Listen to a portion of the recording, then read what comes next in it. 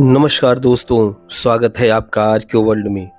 दोस्तों, आज हम लोग एक ऐसे स्थल की चर्चा करेंगे जो उत्तर प्रदेश के अंबेडकर नगर जिले के हसवर स्टेट से थोड़ी दूरी पर दिखाई देता है और वहाँ पर एक पुरानी हवेली है जिसको मकरही की हवेली कहा जाता है।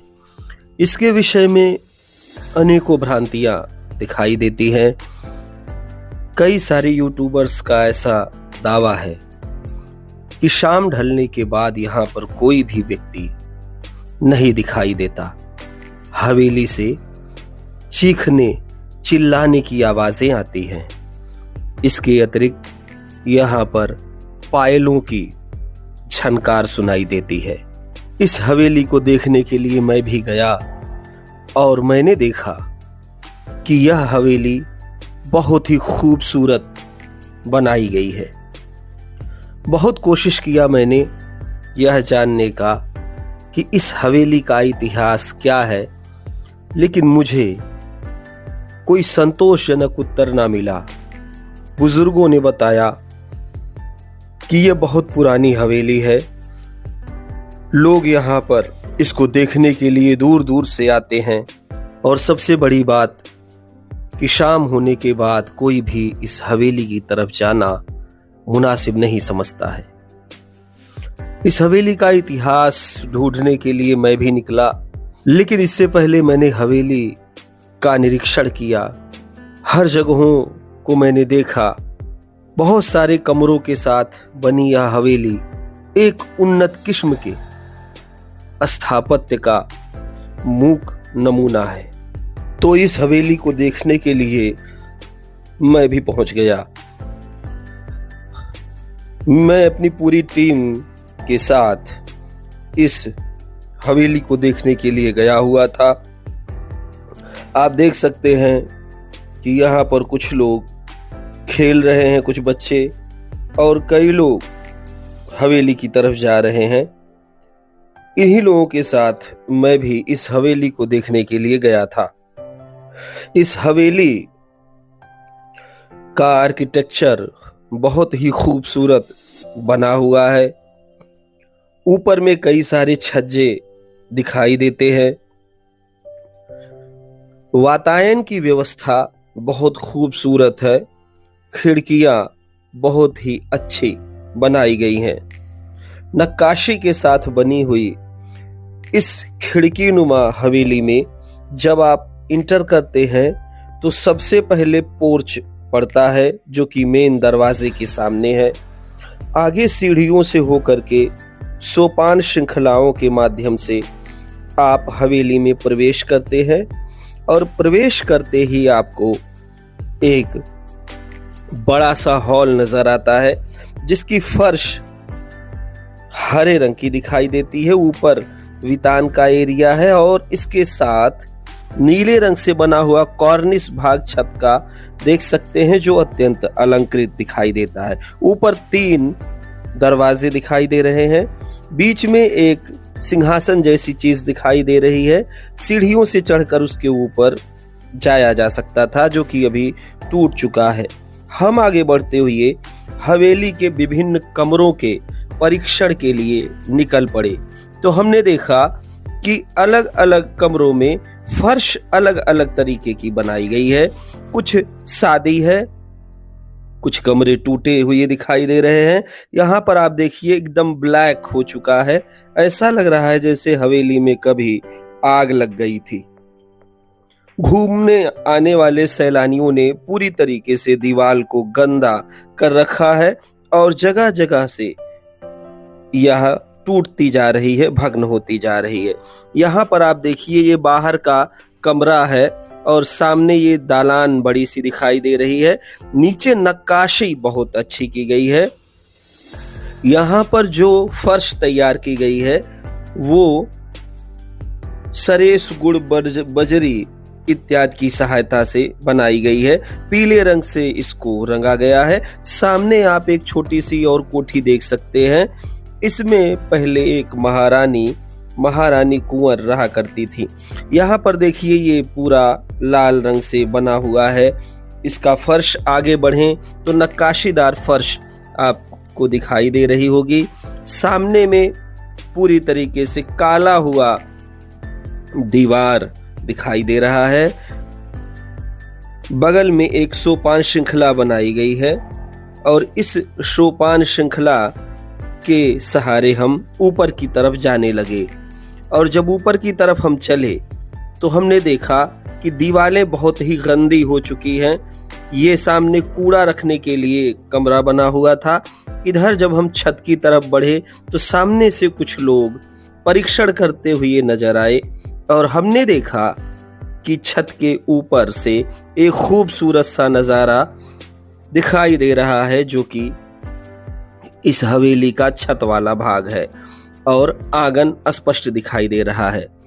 तो दालान की तरीके से बना हुआ एरिया चारों तरफ देखा जा सकता है और बहुत ही खूबसूरत लग रहा है।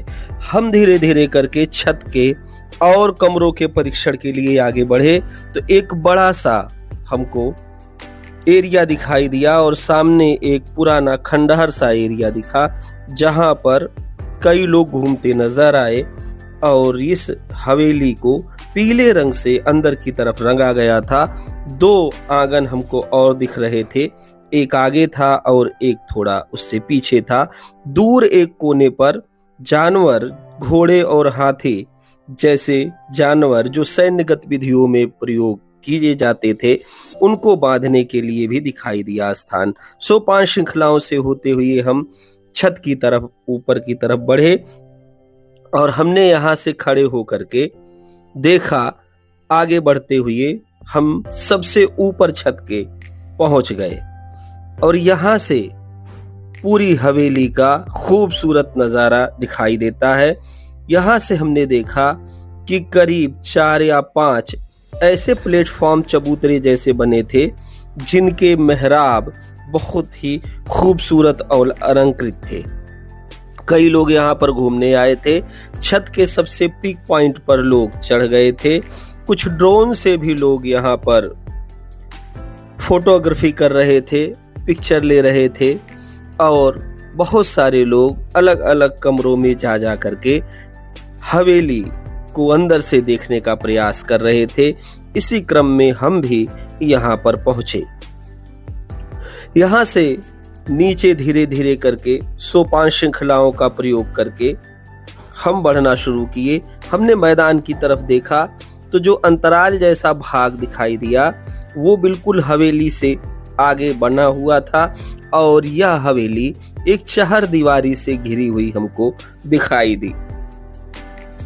आगे की तरफ बढ़ते हुए हम यात्रा प्रारंभ किए और ऊपर के बने हुए चबूतरों को ध्यान से हमने देखना शुरू किया, जिनके ऊपर नक्काशी की गई थी।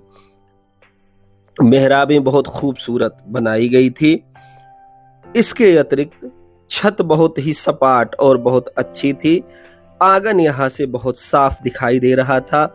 इस तरीके का आंगन बनाने का एकमात्र मकसद यह रहा होगा कि एक तो वातायन की व्यवस्था अच्छी हो, हवा शुद्ध आ सके, दूसरे वेंटिलेशन का काम भी यह करता रहा होगा और कई उत्सव के समय में भी, त्योहारों के समय में या शादी विवाह के समय में भी इस आंगन का विशेष महत्व रहा होगा। रानियों की परिचारिकाएं इस आंगन में रहते हुए रानियों की सेवा करती रही होंगी। आप देख सकते हैं कितनी खूबसूरत हवेली आपके समक्ष दिखाई दे रही है। यहाँ पर जो भी लोग घूमने के लिए आते हैं उनका एक ही मकसद होता है कि हवेली के जो भूतिया राज हैं उसको जान सके। कोई ऐसा एरिया, कोई ऐसी कहानी, कोई ऐसी कथा उनको मिल जाए जिससे कि वो यह कह सके कि यह हवेली बहुत भूतिया है। यहाँ पर रात में पायल की झनकार सुनाई देती है। आप देख सकते हैं ऊपर छत के सबसे ऊपर कई सारे लोग टहल रहे हैं और ड्रोन से भी यहाँ पर वीडियोग्राफी करने का प्रयास चल रहा है।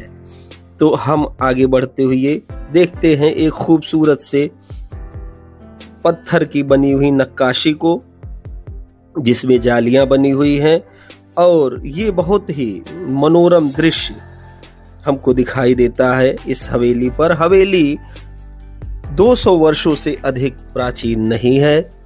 इस हवेली का निर्माण 1937 में माना जाता है कि 1937 में हवेली का निर्माण किया गया था। आप आंगन को देख सकते हैं और तमाम चीजें ऐसी जो हम चर्चा कर रहे हैं इस हवेली के विषय में कि यह हवेली 200 वर्षों से अपने अस्तित्व को संभाले हुए है, लेकिन धीरे धीरे करके अब यह जर्जर होती जा रही है। भारतीय पुरातत्व सर्वेक्षण विभाग को चाहिए कि वो अपनी दृष्टि इस हवेली पर डाले। इस प्रकार आज हम लोगों ने इस हवेली के विषय में बहुत कुछ जाना है और यह भी देखा है कि यहाँ के रियासतदारों द्वारा कितनी अच्छी हवेली का निर्माण करवाया गया है। बहुत सारे ऐसे अफवाह दिखाई देते हैं जिसमें यह कहा जाता है कि यह हवेली भूतिया है, जबकि ऐसा कुछ नहीं है। अभी तक यह प्रमाणित नहीं हो सका है कि इस हवेली में कोई ऐसी घटना घटी है जिसको लेकर ये कहा जा सके कि यहाँ पर कोई भूतिया इंसिडेंट हुआ है। बहरहाल आज हम लोग यहीं पे समाप्त करते हैं और इसके अगले वीडियो में दूसरे पार्ट में इसके हम लोग देखेंगे कि हवेली का इतिहास क्या है और किस तरीके से इस हवेली को बनाया गया, किस तरीके से हसवर रियासत और मकरही रियासत एक ही रियासत से जुड़े हुए दिखाई देते हैं। HR नेविल सहित कई ऐसे आंग्ल विद्वानों द्वारा कार्य किया गया यहाँ उत्तर प्रदेश के गजेटियर पर, उससे बहुत कुछ सूचनाएं हमें मिलेंगी। तो ये सारी बातें हम लोग जानेंगे अगले वीडियो में कि बाबर से क्या संबंध था, मुगलों के और शासकों से क्या संबंध था हसवर रियासत हसवर स्टेट का, और किस तरीके से अयोध्या में मीर बाकी द्वारा तोड़फोड़ किए जाने के पश्चात और जगह जगह इस्लाम का प्रचार करने के क्रम में अलग अलग रियासतों को टारगेट किया गया। तो ये सारी बातें हम लोग अगले भाग में जानेंगे, विस्तृत तरीके से जानेंगे। आज के लिए बस इतना ही। वीडियो कैसा लगा मुझे कमेंट करके अवश्य बताएं। आप लोग वीडियो के अंत तक बने रहे, इसके लिए आप सभी लोगों का बहुत बहुत धन्यवाद।